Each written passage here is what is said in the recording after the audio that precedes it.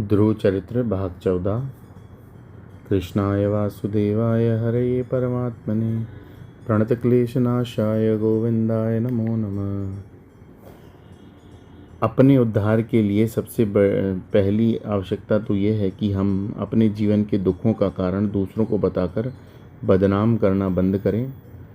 सास के दुख का कारण बहू होती है, बहू के दुख का कारण सास, पिता के दुख का कारण पुत्र और पुत्र के दुख का कारण पिता।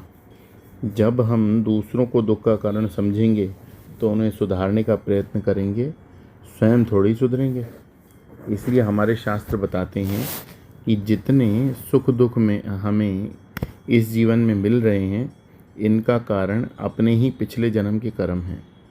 उन्हीं के अनुसार हम जीवन का ब्लूप्रिंट तैयार होता है। पिछले जन्म में जो हो गया सो हो गया। अब इस जन्म में ठीक से रहो ताकि अगला जन्म सुधरे। पुनर्जन्म के सिद्धांत के दो प्रयोजन हैं। पहला तो ये कि हम ये समझ जाएं कि मृत्यु कुछ है ही नहीं। दूसरा ये कि हम अपने दुख के लिए दूसरों को बदनाम करना बंद कर दें। इनके अलावा इसका कोई प्रयोजन नहीं है, लेकिन हम दो बातों को पकड़ते नहीं और फिर कार्य कारण में फंसे रहते हैं। ऐसा करेंगे तो ऐसा होगा। इससे निकलने के लिए हमारा भागवत शास्त्र है कि जगत में जो कुछ हो रहा है भगवान की लीला है। लीला में कार्य कारण नहीं होता। एक नाटक में हम चोर का काम करते हैं, दूसरे में राजा का, और इसमें कौन सा गणित लागू होता है? अगला जन्म पिछला जन्म निकाल दो दिमाग से, केवल वर्तमान में जीना शुरू करो। हम बेमतलब भूतकाल के बोझ को खींच खींच कर अपने वर्तमान का सत्यानाश करते हैं। जिसके सर पर भारी बोझ लदा है वो हंस नहीं सकता। वो तो दूसरों को हंसाते देखकर भी सोचता है कि पता नहीं ये लोग क्यों हंस रहे हैं, मैं तो बड़ा परेशान हूँ। हमारे लिए तो मानो इस जन्म का भूत छोटा है, अतः हम पिछले जन्मों के भूतों को भी घसीटते रहते हैं। पता नहीं पिछले जन्म में क्या पाप किया था। देखो संतों, इन सब बातों में अपने को बर्बाद करने के बदले चिंतन करो कि एक ही परमात्मा सबके हृदय में बैठे हैं, इतने रूपों द्वारा लीला कर रहे हैं। अपने हृदय में जो परमात्मा नित्य उपलब्ध हैं उसे प्रकट होने दो। उसकी समस्या यही है कि उसके हाथ नहीं, उसकी वाणी नहीं, उसका मन नहीं। उसकी वाणी अपने हाथ और अपने मन को उनके लिए भाड़े पर लगा दो। अपना शरीर उसका कार्यकाल बन जाए जिसके द्वारा वो अपना काम कर सके। जब हम प्रभु के शरणागत होते हैं और हाथ जोड़कर सर झुकाकर प्रणाम करते हैं तो उनका तात्पर्य ये है कि अब ये हाथ मेरे लिए नहीं, आपके लिए हैं। इसका अर्थ ये है कि इन हाथों से भगवान प्रकट हों। जिन हाथों से भगवान अभिव्यक्त होंगे उससे किसी का बुरा नहीं होगा।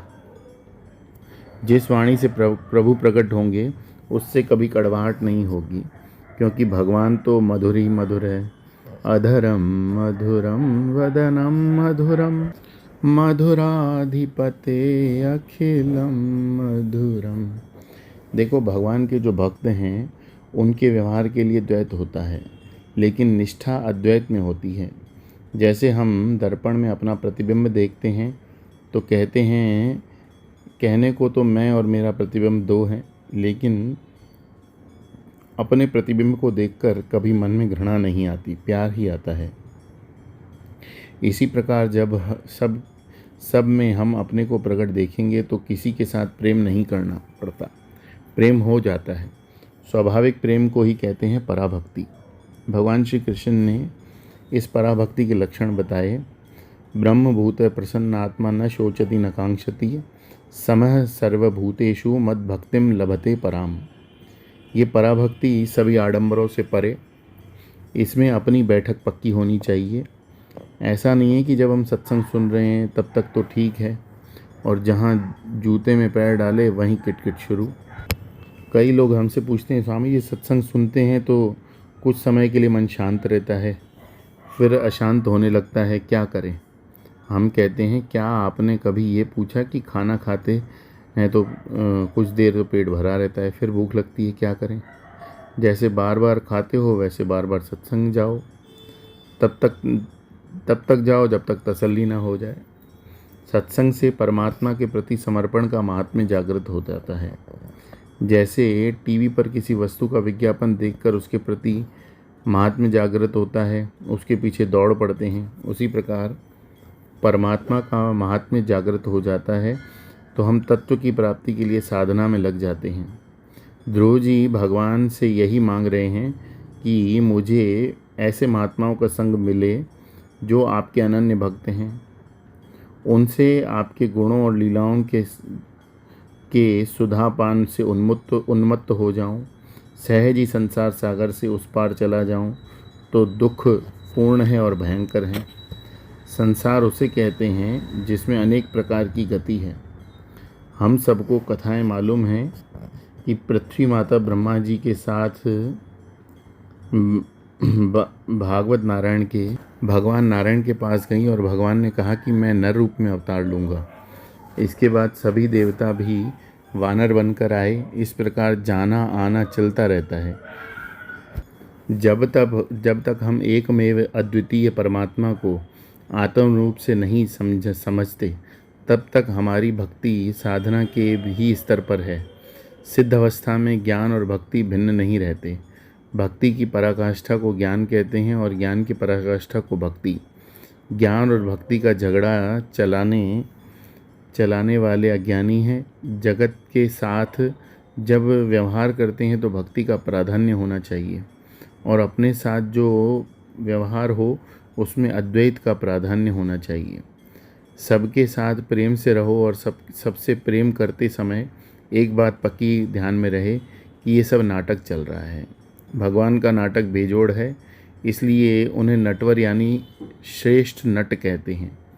अपनी निष्ठा अपनी नींव मजबूत रहे, बाकी सबके साथ गंगा गए तो गंगादास, जमुना गए तो जमुनादास, और घर में आए तो देवदास जैसा वैसा नाटक करो और मस्त रहो।